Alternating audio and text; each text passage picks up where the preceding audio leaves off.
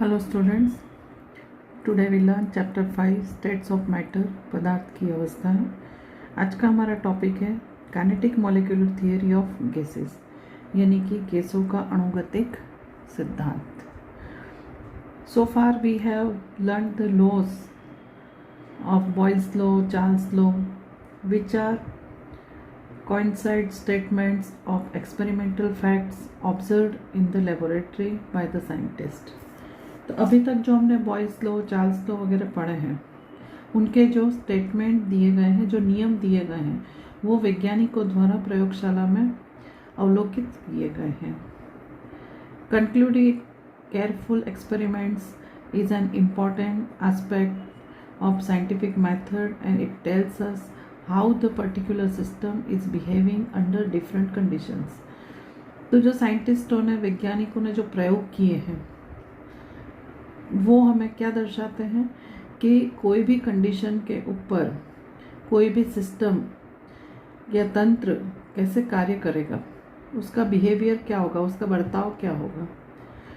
However, once the experimental facts are established, a scientist is curious to know why the system is behaving in that way। तो अलग अलग परिस्थितियों पर कोई तंत्र जब अलग अलग व्यवहार करता है, तो इससे वैज्ञानिकों की क्यूरियोसिटी बढ़ गई कि ऐसा क्यों हो रहा है। जैसे कि हम एग्जाम्पल लें, gas laws helps us to predict the pressure increases when we compress gases. तो हम जानते हैं कि गैसों को जब संपीड़ित किया जाता है, कंप्रेस किया जाता है, तो क्या हो जाता है, प्रेशर इंक्रीज होता है, प्रेशर दाब बढ़ता है।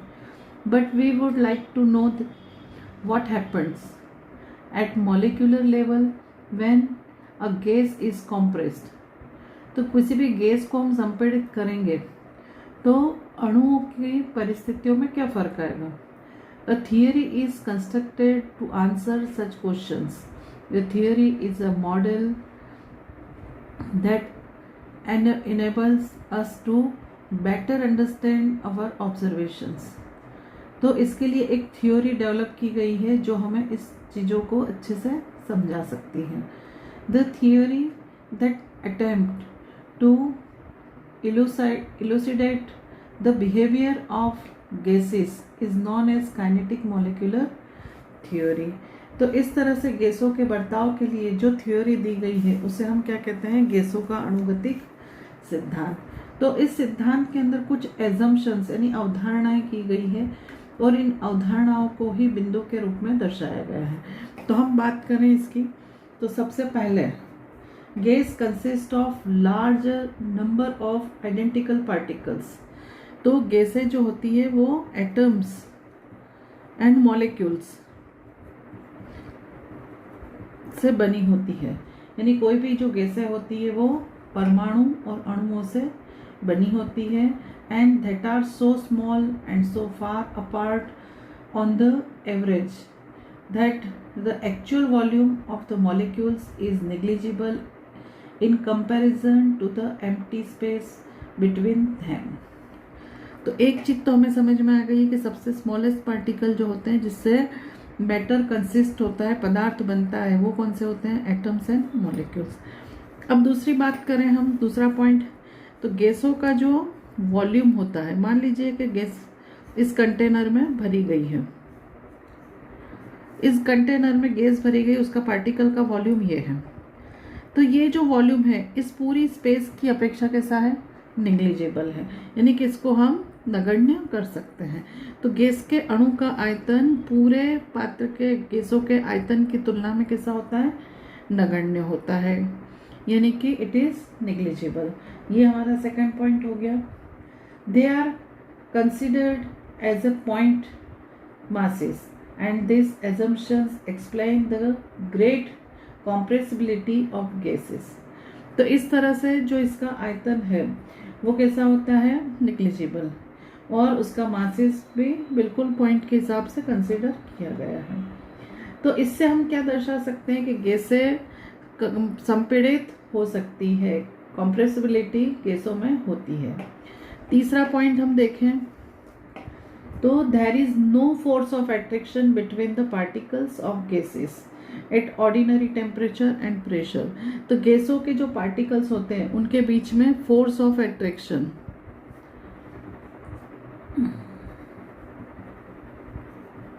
यानी आकर्षण बल होते हैं। वो कैसे होते हैं? सामान्य ताप और दाब के ऊपर गैसों के अणुओं के मध्य फोर्स ऑफ अट्रैक्शन नहीं होते हैं। तो there should be no force of attraction between the particles. The support for this assumption comes from the fact that gases expand and occupy all the space available to them। तो इसका मतलब क्या है कि गैसों को किसी भी पात्र के अंदर भरा जाए, किसी भी कंटेनर में, तो गैसें एक दूसरे से दूर दूर व्यवस्थित होती है और दूर दूर व्यवस्थित होने के कारण उनके बीच में फोर्स ऑफ अट्रैक्शन यानी कि आकर्षण बल नहीं होते हैं। Particles of a gas are always in constant and random motion. तो ये जो पार्टिकल्स होते हैं वो कैसे होते हैं? कहीं भी रैंडम मोशन में वो गति करते हैं। If the particles were at rest and occupied fixed position, then a gas would have had a fixed shape which is not observed। तो यदि गैसें यदि पास पास में हो और उनके बीच में कोई फिक्स जगह वो रोकती हैं, तो गैसें क्या करती है? एक वॉल्यूम ऑक्यूपाई करती है और वॉल्यूम जब वो पर्टिकुलर वॉल्यूम ऑक्यूपाई करेगी तो उसका शेप भी कैसा हो जाएगा? फिक्स्ड हो जाएगा, उसका आकार भी निश्चित हो जाएगा। लेकिन गैसों का आकार निश्चित नहीं होता है। Particles of a gas move in all possible direction in straight lines. तो अब जो गैस के जो अणु होते हैं वो क्या करते हैं? स्ट्रेट लाइन में मूवमेंट करते हैं। जितनी भी पॉसिबल उनके लिए स्ट्रेट लाइन होती है उस डायरेक्शन में वो मूवमेंट करते हैं। If the particles were rest during their random motion they collide with each other and with the walls of the container। अब जब वो रैंडम मोशन में होते हैं तो या तो वो एक दूसरे के साथ में, दूसरे पार्टिकल्स के साथ में क्या करते हैं? कोलाइड करते हैं, नहीं टकराते हैं, या तो कंटेनर की वॉल पे टकराते हैं। तो कहीं ना कहीं वो आपस में कोलाइडल होते हैं, कोलिजन करते हैं। So the particles of a gas moves in all possible direction. तो वो सभी दिशाओं में गति करते हैं इन स्ट्रेट लाइन और सीधी रेखा में। During their random motion, they collide with each other and with the walls of the container। वो एक दूसरे के साथ टकराते हैं या तो पात्र की दीवार के साथ में टकराते हैं। Pressure is exerted by the gas as a result of collision of the particles with the walls of the container। जब कोई भी पार्टिकल दीवार के साथ में टकराता है, कोलाइड करता है, तो वो दीवार के ऊपर क्या चीज एग्जर्ट करता है? प्रेशर। क्या एग्जर्ट करता है? वो क्या उत्पन्न करता है? वो दाब उत्पन्न करता है। Collisions of gas molecules are perfectly elastic. तो गैसों के ऊपर जो कॉलिजन होता है, गैसों के अणु के बीच में जो टकराव होता है वो कैसा होता है? इलास्टिक होता है। वो टकराने के बाद इलास्टिक कैसा होता है? हम खींचते हैं, छोड़ते हैं तो वापस अपनी मूल स्थिति में आ जाता है। इसे टकराने के बाद वो वापस यहाँ से अपनी मूल स्थिति में पहुंच जाता है। This means that the total energy of molecule before and after the collision remains the same. तो इस पर से हम क्या कह सकते हैं कि गैस के अणुओं की जो ऊर्जा होती है वो टकराने के पहले और टकराने के बाद में दोनों कैसी होती है? सेम, यानी कि समान होती है। There may be exchange of energy between colliding molecules. Their individual energies may change but the sum of their energies remains constant. तो जो अणु टकराते हैं उनकी पर्टिकुलर जो इंडिविजुअल जो एनर्जी होती है वो परिवर्तित होती है, लेकिन पूरे पात्र के कंटेनर के जो मॉलिक्यूल्स होते हैं उनकी एनर्जी का जो सम होता है वो कैसा रहता है? सेम रहता है, कांस्टेंट रहता है। चलिए next point. At the any particular time Different particles in the gas have different speeds and hence different kinetic energies. तो गैस के जो अणु होते हैं उन सभी की जो गति करने की दर होती है, स्पीड होती है, वो कैसी होती है, अलग अलग होती है. And this assumption is reasonable because as the particles collide, we accept their speed to change. जब वो सबकी अलग अलग है, वो हम कैसे कह सकते हैं, कोई अणु टकराने के बाद उनकी ऊर्जा एनर्जी कम हो जाती है. Next point, if molecule have variable speed then it must have a variable kinetic energy. तो गैसों के जो अणु होते हैं उनकी जो स्पीड होती है, जो दर होती है, गति होती है, वो कैसी होती है, अलग अलग होती है.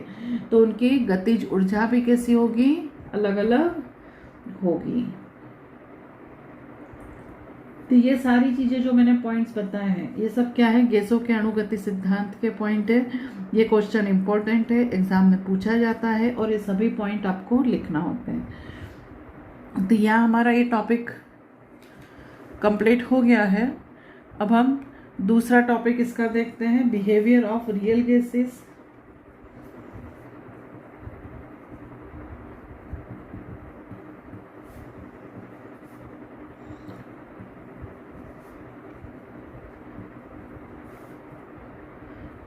तो बिहेवियर की बात करें हम, तो रियल गैसेस, जो आइडल गैसेस होती है, which can be follow the PV is equal to NRT.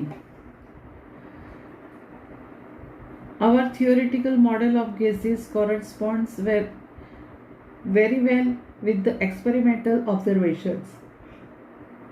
Difficulty arises when we try to test how far the relation PV is equal to nRT reproduce actual pressure, volume, temperature and relationship of gases. To test this point, we plot a graph. तो जो गैसें होती है वो वास्तव में PV is equal to NRT का पालन नहीं करती है, तो वो क्या होती है, रियल गैसेस होती हैं. और जो इसको फॉलो करती है वो क्या होती है, आइडल गैसेस. लेकिन कोई भी गैस आइडल नहीं होती है, सभी कैसी होती हैं, रियल गैसेस होती हैं. तो रियल गैसों के लिए, वास्तविक गैसों के लिए यदि हम एक ग्राफ प्लॉट करें, किसके बीच में, PV, ये देखिए आप PV वर्सेस P का ग्राफ बनाए. तो यहाँ देखिए आप, ये ग्राफ अलग अलग गैसों के लिए बनाया है. ये रेड वाला जो दिखाई दे रहा है वो मेथेन के लिए है, ये वाला CO कार्बन मोनोऑक्साइड के लिए है, ये H2 के लिए है, ये He के लिए है और ये आइडल गैस के लिए. तो इसमें दिखाई दे रहा है कि आइडल गैस से ये सब क्या है, अलग अलग है.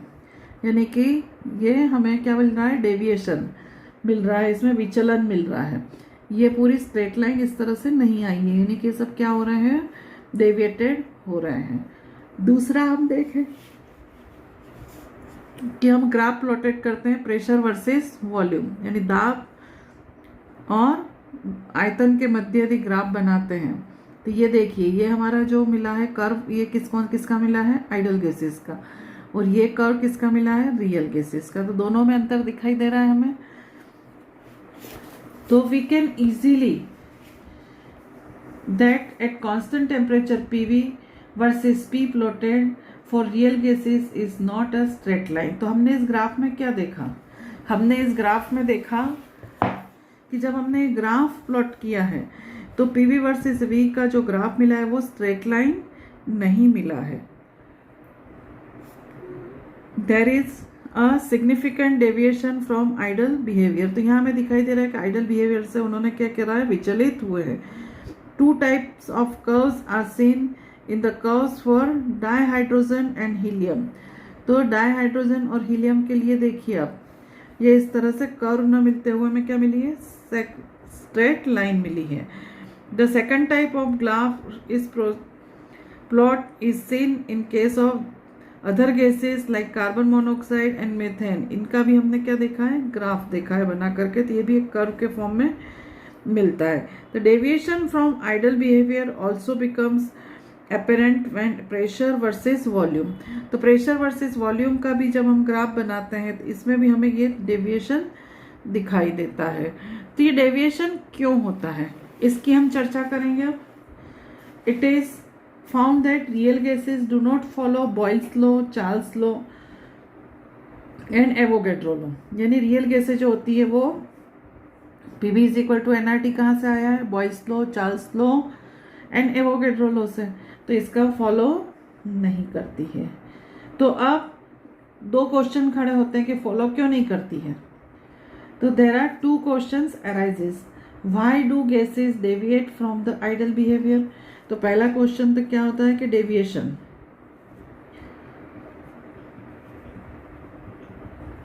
Deviation from ideal behaviour.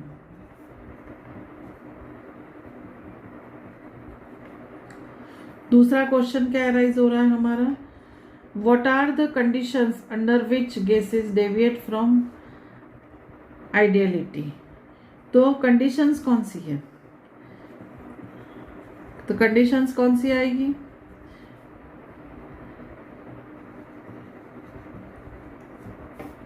Conditions under which gases deviate from ideality. तो आदर्श व्यवहार से विचलन करती है उस समय की परिस्थितियां कौन सी होगी, ये हमें देखना है इसमें। चलिए, तो अब we get the answer of the first question if we look into postulates of kinetic theory once again. तो ये जो पहला कारण है ये हमें कहाँ मिलता है? जो हमने ऊपर टॉपिक देखा है काइनेटिक थ्योरी के पोस्टुलेट्स, यानी जो बिंदु देखे उसे में हमें उसका कारण मिलता है। तो हमने कौन सा, we find that the two assumptions of the kinetic theory do not hold good. तो हमने जो ऊपर दो एजम्पशंस बताए थे वो हमारे लिए अच्छे नहीं है, जिसके कारण ही ये क्वेश्चंस अराइज हुए, ये प्रश्न खड़े हुए हैं।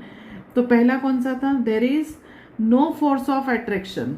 यहाँ मैं नई बात कही थी, there is no force of attraction between the molecules of gases.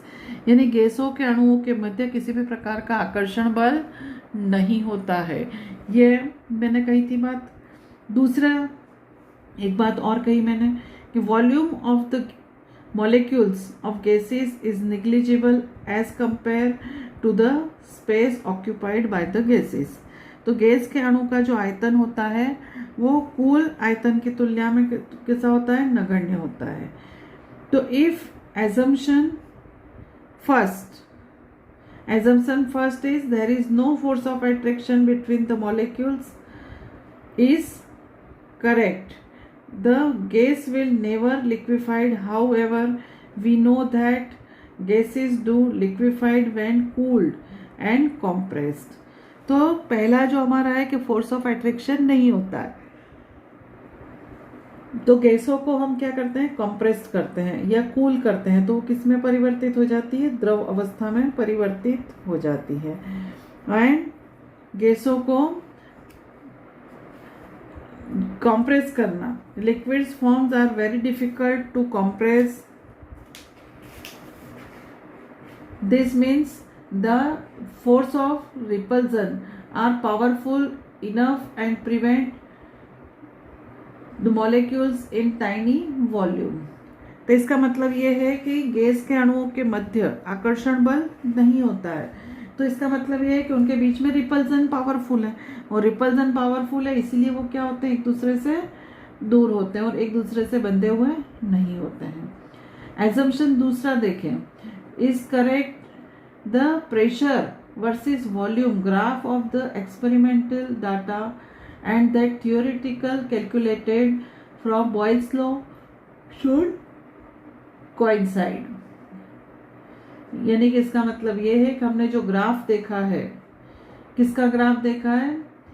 Pressure versus volume का ग्राफ। जो हमें प्रायोगिक रूप से जो डाटा मिले उसके अनुसार हमने वो ग्राफ बनाया है, वो कैलकुलेटेड यानी कि थियोरिटिकली जो बॉयल्स लॉ है उसको फॉलो क्या करता है? कोइंसाइड हो जाता है उसका वो। तो गैसों के द्वारा हम जो ठंडी करने पर या संपीड़ित करने पर गैसों का द्रवीकृत किया जाता है और द्रव के अणु को संपीड़ित करना बहुत ही कठिन होता है, अर्थात उनके बीच में प्रतिकर्षण बल इतने प्रभावी होते हैं कि सूक्ष्म आयतन में अणुओं के अपमर्दन का वो विरोध करते हैं। और वास्तविक गैसें जो होती है उनका दाब और आयतन का आरेख वक्र बनाए जाए तो उसके आंकड़े जो मिलते हैं वो बॉयल के नियम पर आधारित सैद्धांतिक परिकलन एक दूसरों के संपाती होने चाहिए। लेकिन वास्तविक गैसें आदर्श व्यवहार से विचलन इसलिए दर्शाती है क्योंकि अणु आपस में अन्योन्य क्रिया करते हैं और आकर्षण बल अणुओं को पास पास लाने का प्रयास करते हैं, जबकि प्रतिकर्षण बल अणुओं को एक दूसरे से दूर करने का प्रयास करते हैं। लेकिन उच्च दाब पर एट हाई प्रेशर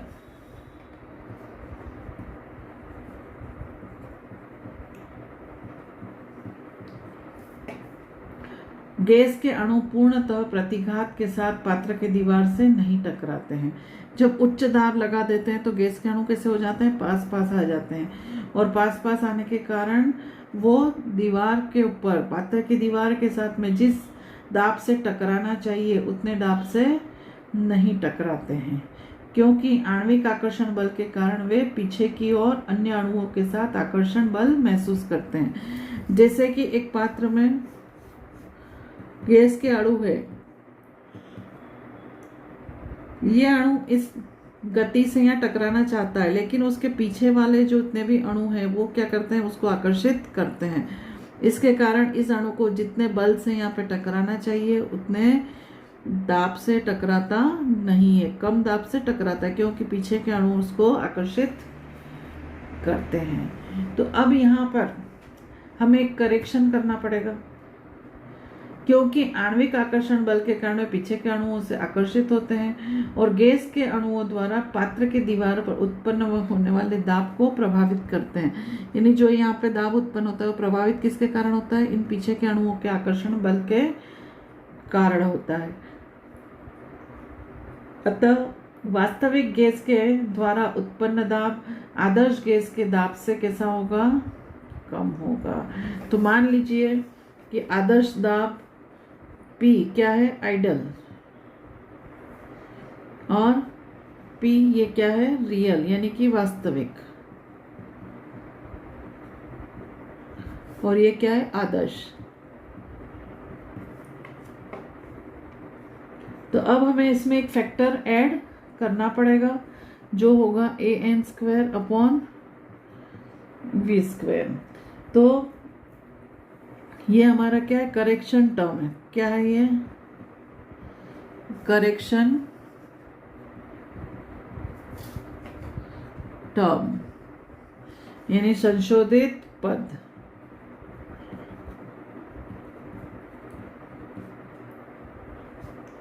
यहां पर a जो है हमारा वो क्या है, स्थिरांक यानी कि कांस्टेंट।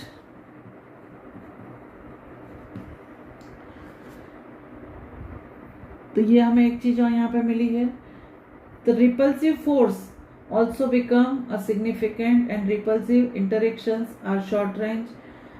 तो यहाँ पे हमने देखा कि इस स्थिति में प्रतिकर्षण बल भी सार्थक हो जाते हैं और प्रतिकर्षण अन्योन्य क्रियाएं लघु मात्रा में होती है। जब अणु एक दूसरे के लगभग संपर्क पे होते हैं तब वे सार्थक हो जाते हैं, और यदि स्थिति उच्च दाब पर उत्पन्न होती है तो प्रतिकर्षण बल अणुओं को सूक्ष्म परंतु अभेद्य गोले की भांति व्यवहार करने के लिए प्रेरित करते हैं। लेकिन this is the situation at the high pressure. The repulsive force causes the molecules to behave as a small but impenetrable spheres। तो यहाँ पे हम देखें कि जब कोई गैस के अणु हाई प्रेशर के ऊपर होते हैं तो वो एक छोटे गोले के रूप में प्रदर्शित होते हैं। The volume occupied by the molecules also become significant because instead of moving in volume v। तो जब इस तरह के छोटे छोटे पार्टिकल्स के रूप में होते हैं तो वो एक कंटेनर में क्या होता है, हाई प्रेशर के ऊपर कलेक्ट हो जाते हैं इस तरह से यहाँ पे। तो जो उनकी स्पेस होती है, मूविंग स्पेस, वो कैसी हो जाती है, इसमें कम हो जाती है मूविंग स्पेस। तो वो मूविंग स्पेस कितनी कम हो जाएगी, टोटल वॉल्यूम मान लीजिए इसका V था, इसमें से इस वॉल्यूम में वो हाई प्रेशर के ऊपर मॉलिक्यूल्स कलेक्ट हो गए, तो मूविंग स्पेस इन्होंने रोक लिया है इतना, तो यह स्पेस क्या होगा, टोटल वॉल्यूम में से लेस हो जाएगा, यानी कि कम हो जाएगा। तो ये वॉल्यूम कितना कम होता है ये हमें देखना है इसमें। तो जब उच्च दाब के ऊपर अणुओं के द्वारा घेरा गया आयतन भी सार्थक हो जाता है और अणु का कुल V आयतन विचरण के स्थान पर, अब वो क्या हो गया, यहाँ पे जो बची हुई स्पेस है वो क्या हो गई, V minus N B, N अणुओं ने जो घेरा है।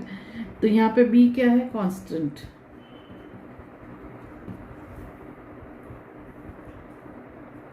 तो अब इन दोनों करेक्शन टर्म्स को हमें किस में रखना है, PV is equal to NRT में। अब प्रेशर हमारा क्या हो गया है, P, ये हो गया है, तो ये फैक्टर मैं P की जगह पे लिखूं तो P plus AN square upon V square, और V की जगह मुझे क्या लिखना है, V माइनस NB is equal to NRT. This equation is known as a van der Waals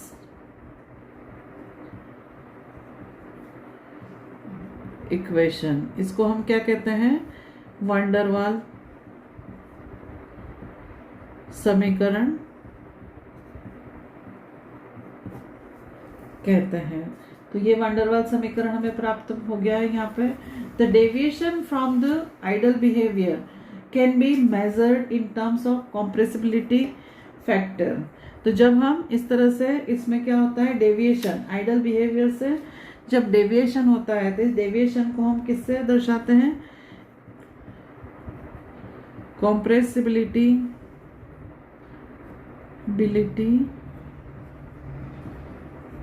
factor,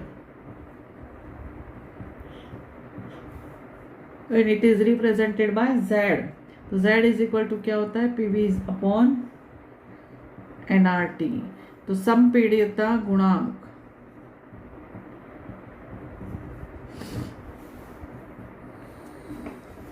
संपीड्यता गुणांक यानी कि Z इज इक्वल टू क्या हो जाएगा, PV अपॉन NRT। तो ये हमें मिल गया है यहाँ पे PV अपॉन NRT। इसकी अलग अलग वैल्यूज होती हैं, जैसे कि PV is equal to NRT यानी कि Z इज इक्वल टू 1 तो behave as a ideal gas. ये क्या होगा, आइडल गैस होगी तो Z इज इक्वल टू क्या आएगा, 1 आएगा। And at high pressure all the gases have Z is equal to Z greater than 1। ये कब होगा, हाई प्रेशर के ऊपर। And at intermediate pressure most gases have Z is less than 1।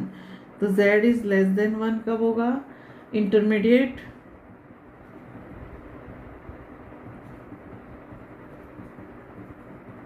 pressure. Thus, the gases show idle behavior when the volume occupied is large, so that the volume of the molecule can be neglected in comparison to it. In other words, the behavior of the gases becomes more ideal when pressure is very low. तो हम ये कह सकते हैं कि जब pressure बहुत ही कम होता है तब गैसें आइडल बिहेवियर करती है।